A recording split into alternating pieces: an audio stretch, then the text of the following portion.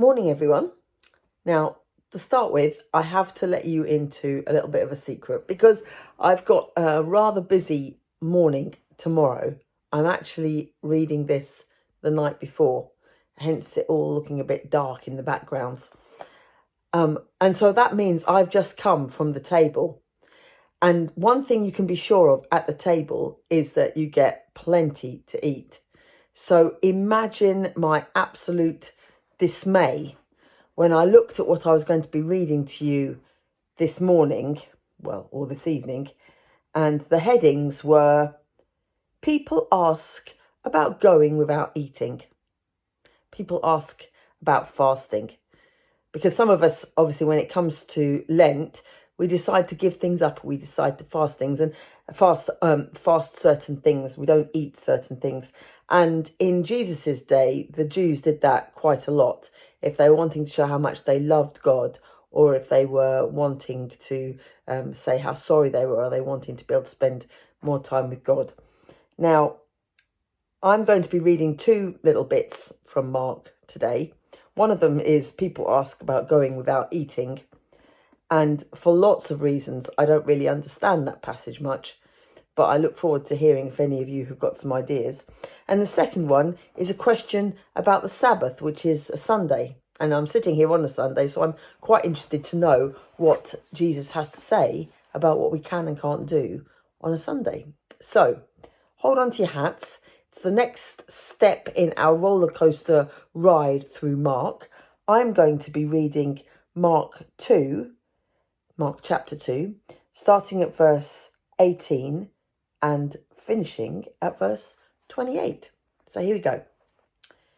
People ask about going without eating. The followers of John the Baptist and the Pharisees often went without eating. Some people came and asked Jesus, "Why do the followers of John and those of the Pharisees often go without eating, while your disciples never do?"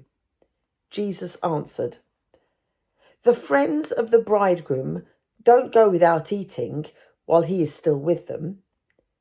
But the time will come when he will be taken from them.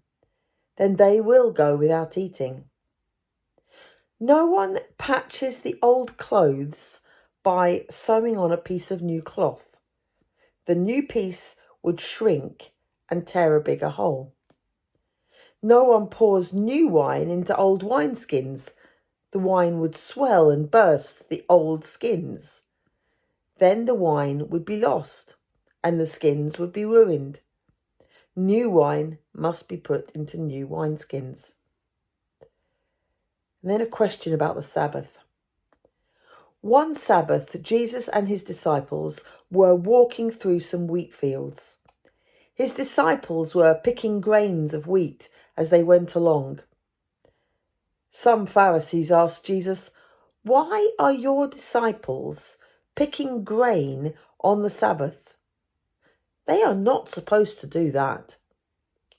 Jesus answered, "Haven't you read what David did when he and his followers were hungry and in need? It was during the time of Abiathar, the high priest. David went into the house of God and ate the sacred loaves of bread that only the priests are allowed to eat. He also gave some to his followers."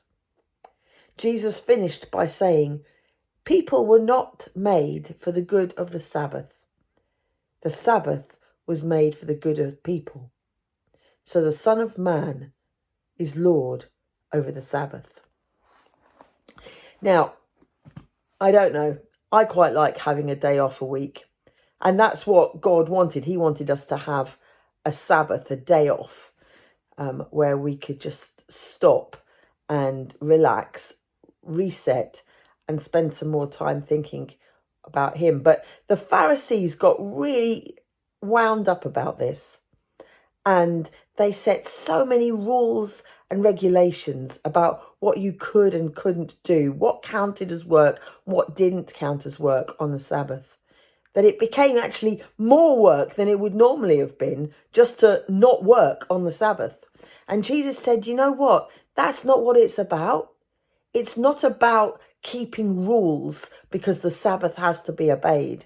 The Sabbath there is so that we can take some time to reset and some time to be with God.